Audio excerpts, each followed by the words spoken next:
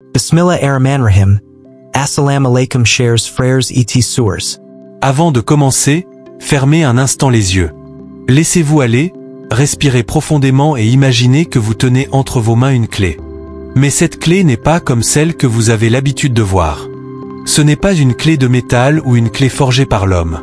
C'est une clé céleste, spirituelle, invisible aux yeux humains.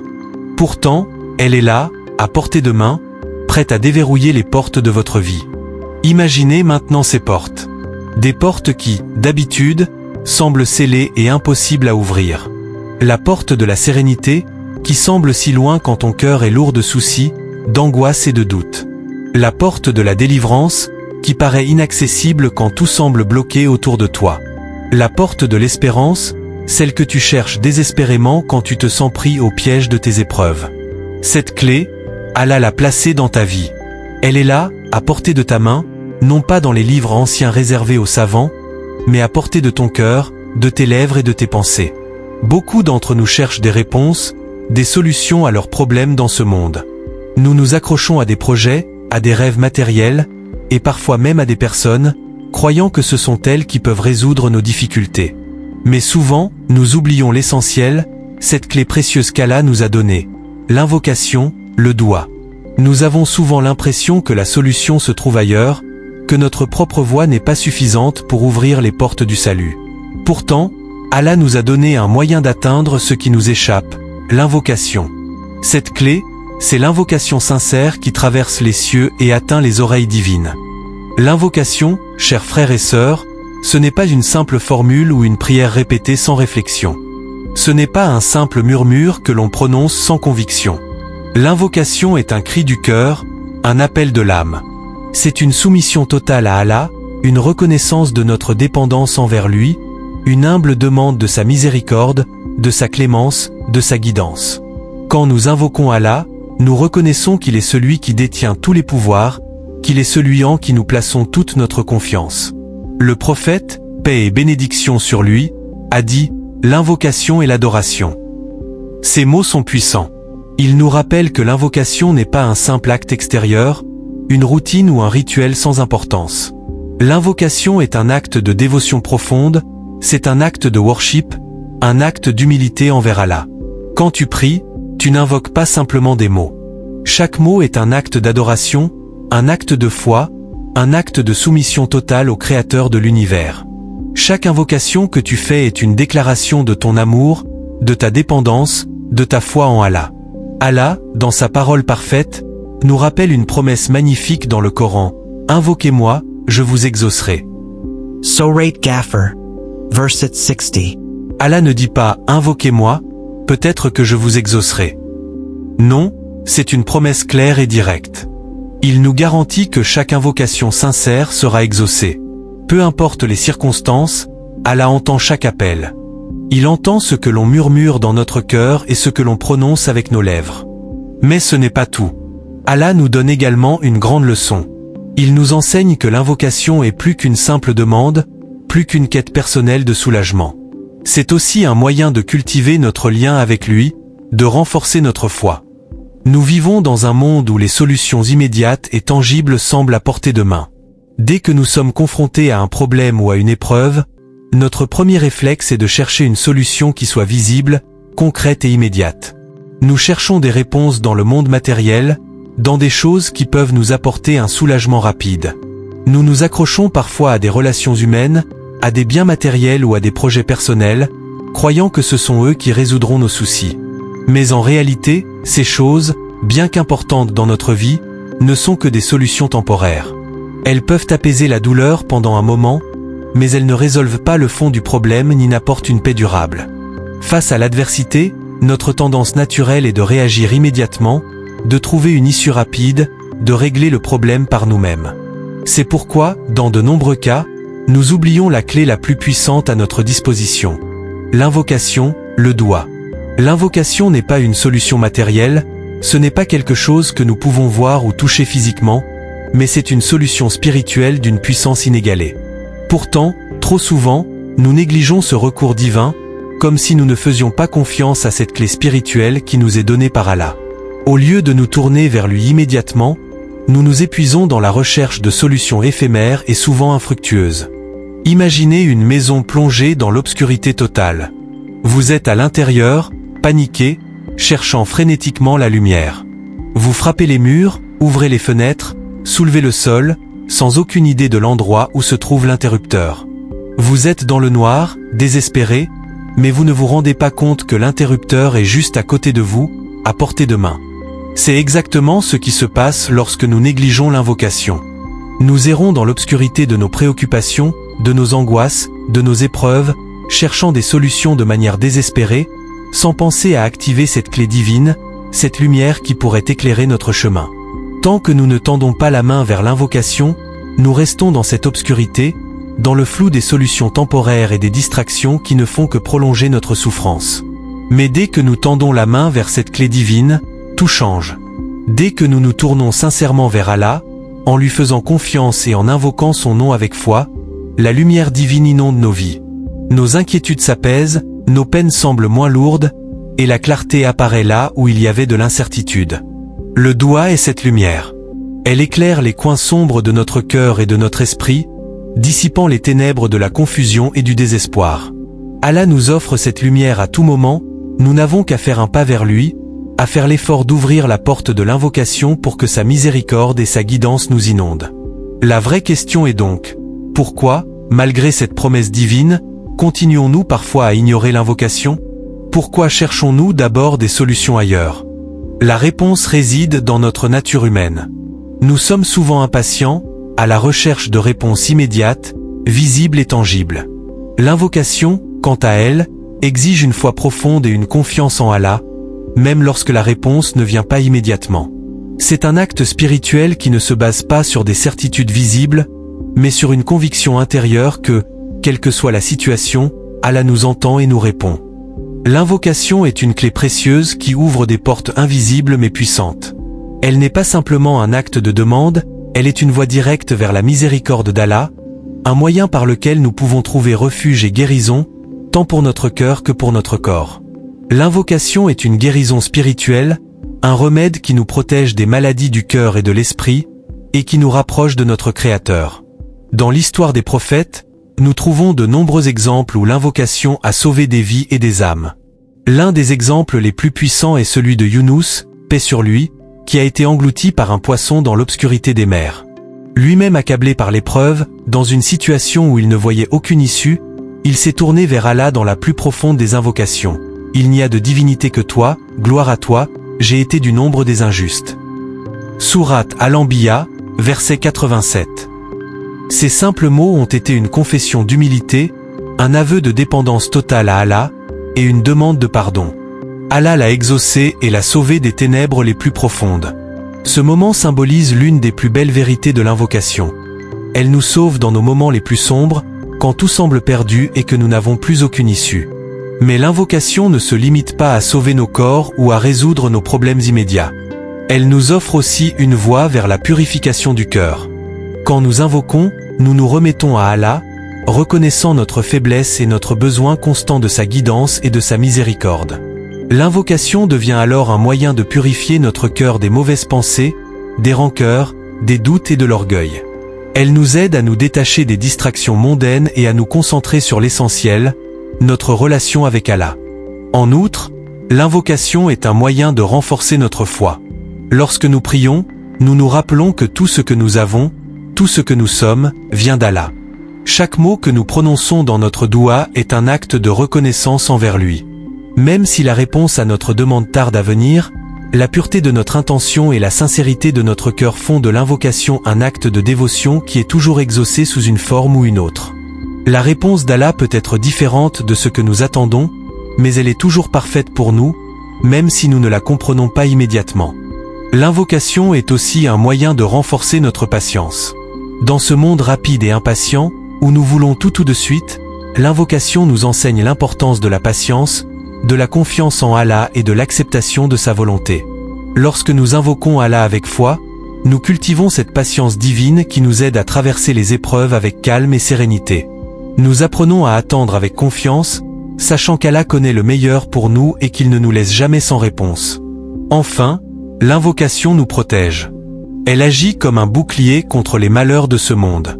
En invoquant Allah régulièrement, nous demandons sa protection contre le mal, contre les tentations et les épreuves qui peuvent déstabiliser notre foi. L'invocation devient alors un moyen de nous protéger des dangers spirituels, de préserver notre cœur de la corruption, de maintenir notre esprit dans une direction positive. Ainsi, l'invocation ne se limite pas simplement à demander des choses ou à résoudre des problèmes. C'est un moyen de nous rapprocher d'Allah, de purifier notre cœur, de renforcer notre foi et de recevoir sa protection. Allah nous a donné cette clé puissante pour nous guider, nous protéger et nous sauver. Nous devons l'utiliser avec foi, humilité et sincérité, sachant que chaque invocation est un acte d'adoration et un moyen de nous rapprocher du Créateur. L'invocation, comme nous l'avons vu, est un acte d'adoration, un moyen de se rapprocher d'Allah, mais c'est aussi une promesse divine. Quand nous invoquons, Allah nous écoute. Mais parfois, la réponse d'Allah ne vient pas sous la forme que nous attendons. Il y a 3 façons par lesquelles Allah répond à nos invocations, et comprendre cela peut nous aider à renforcer notre confiance en lui, même lorsque les choses semblent ne pas évoluer comme nous le souhaitons. La première réponse d'Allah est l'exaucement immédiat. Parfois, lorsque tu demandes quelque chose qui est bon pour toi ici et maintenant, Allah te le donne sans délai. C'est un signe de sa miséricorde. Mais ce n'est pas toujours ainsi que l'on reçoit ce que l'on demande. Parfois, Allah sait que ce que nous demandons peut ne pas être bénéfique pour nous à ce moment précis, ou bien cela pourrait entraîner des conséquences que nous ne percevons pas. C'est là qu'Allah nous fait cadeau de la deuxième réponse, pas encore. La deuxième forme de réponse est différée. Allah peut différer l'exaucement de ta prière jusqu'à un moment plus favorable. Ce n'est pas un « non », c'est juste un « pas encore ». Cela nous enseigne que nous devons avoir confiance en la sagesse divine, que même si la réponse tarde, elle viendra au moment où elle sera la plus bénéfique pour nous. Parfois, dans notre impatience, nous voulons des réponses instantanées, mais Allah nous enseigne la patience et nous montre que le meilleur moment pour nous peut être différent du moment où nous le désirons. Enfin, la troisième réponse divine est celle qui nous enseigne que ce que nous demandons n'est peut-être pas ce dont nous avons réellement besoin. Allah répond parfois à notre appel avec une bénédiction encore plus grande, mais différente de celle que nous avons demandée. Il nous donne quelque chose de mieux, quelque chose qui nous protégera davantage dans ce monde et dans l'au-delà. Ce mieux dépasse nos attentes et notre compréhension.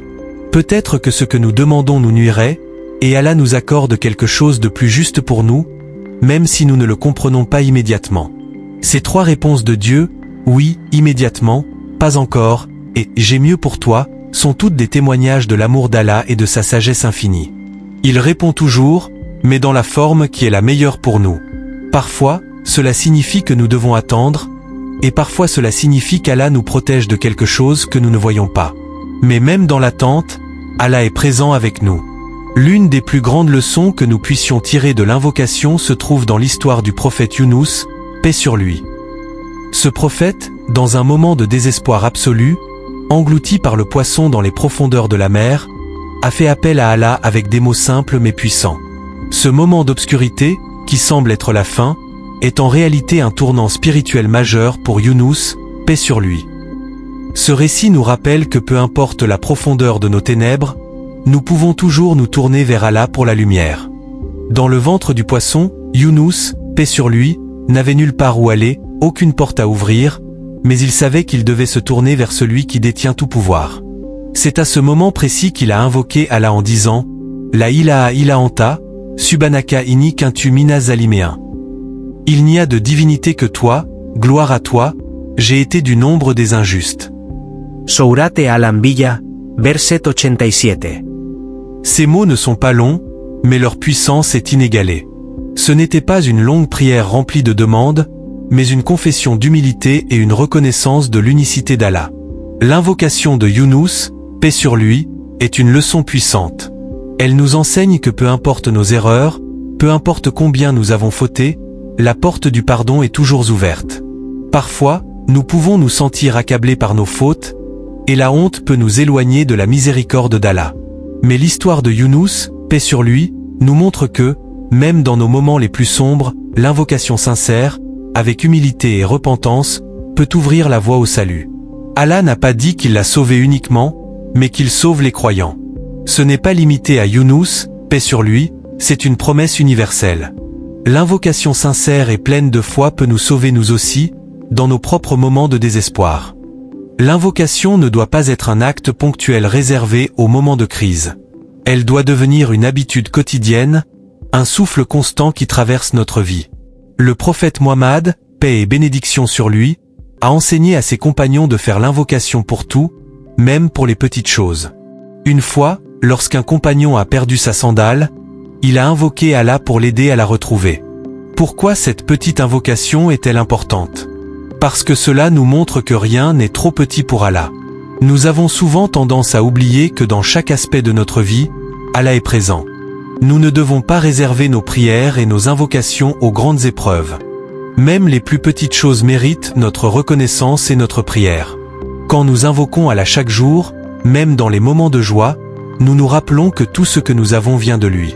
Chaque souffle, chaque pas que nous faisons, chaque moment de bonheur, chaque succès, tout cela est une bénédiction d'Allah. En cultivant l'habitude de l'invocation, nous renforçons notre lien avec lui. Nous restons ancrés dans la foi, même lorsque tout va bien, ce qui nous prépare à faire face avec calme et sérénité lorsque les épreuves surgissent. L'invocation devient un bouclier contre les épreuves de la vie. Elle nous aide à rester humbles, à accepter ce que la vie nous réserve avec patience et confiance. Parfois, nos prières ne sont pas exaucées immédiatement, et nous pouvons être tentés de douter. Mais nous devons nous rappeler que Allah sait ce qui est bon pour nous. Même quand nous ne voyons pas la réponse immédiatement, la force de l'invocation reste dans le fait que nous plaçons notre confiance en lui. Les bénéfices de l'invocation ne se limitent pas à l'exaucement de nos demandes. Ils vont bien au-delà. Quand tu fais l'effort de prier sincèrement, plusieurs choses se produisent dans ton cœur. D'abord, ton cœur se purifie. En invoquant Allah, tu reconnais ta dépendance totale envers lui, et tu purges ton cœur de l'orgueil, de la vanité et des attachements matériels. L'invocation nous rappelle que nous ne sommes rien sans Allah, et que tout ce que nous avons vient de lui. Deuxièmement, l'invocation renforce notre patience et notre confiance. En priant régulièrement, nous apprenons à être patients et à accepter la volonté d'Allah. Même lorsque nous ne comprenons pas immédiatement pourquoi certaines choses se produisent, nous avons confiance que tout ce qui arrive est dans le plan parfait d'Allah. L'invocation nous aide à avoir une vision plus large de la vie, à comprendre que certaines épreuves sont des bénédictions déguisées, qu'Allah utilise pour nous rapprocher de lui. Enfin, l'invocation renforce notre relation avec Allah. Chaque fois que nous faisons appel à lui, nous établissons un lien direct avec notre Créateur. C'est un acte de communication divine, où nous lui parlons de nos peurs, de nos espoirs, de nos rêves et de nos regrets. Et dans chaque prière, chaque appel, chaque demande, nous ressentons la présence divine, un souffle de paix et de sérénité qui nous aide à traverser les tempêtes de la vie. Chers frères et sœurs, je vous invite aujourd'hui à un défi spirituel, non pas pour les 7 jours qui viennent, mais pour transformer votre vie entière. Ce défi est une invitation à la purification du cœur, à la connexion directe avec Allah, et à l'élévation de votre âme. Pendant les 7 prochains jours, engagez-vous à réciter cette invocation 3 fois chaque matin, 3 fois entre Asr et Maghrib, et 3 fois avant de dormir. Ne vous contentez pas de la répéter mécaniquement, mais dites-la avec toute la sincérité de votre cœur, avec la concentration de votre esprit et la méditation sur chaque mot, chaque parole que vous prononcez. Laissez ces mots pénétrer profondément dans votre âme et vous rapprocher de celui qui est tout-puissant. Pensez à chaque invocation comme un souffle nouveau, une occasion de purifier votre cœur et de renforcer votre foi. À chaque fois que vous priez, vous bâtissez un pont solide entre vous et Allah. Vous renforcez cette relation sacrée, vous vous rappelez que, peu importe les épreuves que vous traversez, vous n'êtes jamais seul. Allah, dans sa miséricorde infinie, est toujours à vos côtés. Il attend simplement que vous fassiez le premier pas, que vous tendiez la main vers lui. En récitant cette invocation, vous activez une lumière spirituelle qui guidera vos pas à travers l'obscurité de ce monde. Cette lumière n'est pas éphémère, elle est éternelle, car elle provient du divin. À la fin de ces 7 jours, observez votre cœur, vos pensées et votre vie. Peut-être ressentirez-vous un changement profond, un apaisement intérieur que vous n'aviez jamais connu auparavant. Peut-être que ce sera une paix calme, un souffle de sérénité dans votre quotidien, un sentiment de proximité avec Allah. Ce défi n'est pas un simple exercice de routine spirituelle, il est une véritable invitation à faire naître un changement profond en vous. Un changement qui va au-delà des mots, Un changement qui va toucher la manière dont vous vous connectez à Allah et aux autres, un changement qui apportera des bénédictions que vous n'auriez jamais imaginées. Rappelez-vous, chers frères et sœurs, que ce défi est un chemin vers la lumière, un chemin vers la guérison de l'âme, vers un renouveau spirituel. Vous ne savez peut-être pas encore à quel point ce simple acte d'invocation, répété avec foi et sincérité, peut transformer votre vie. Ce défi est bien plus qu'une série de prières. C'est une occasion de rétablir votre relation avec Allah, de vous rapprocher de lui dans les moments de calme et dans les moments de tourmente. Il n'y a pas de plus grand cadeau que d'être en paix avec soi-même, en paix avec Allah. Je vous encourage également à partager ce défi avec vos proches.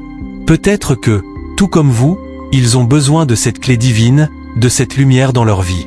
En les invitant à rejoindre ce défi, vous répandez la lumière de l'invocation non seulement dans votre cœur, mais aussi dans celui des autres.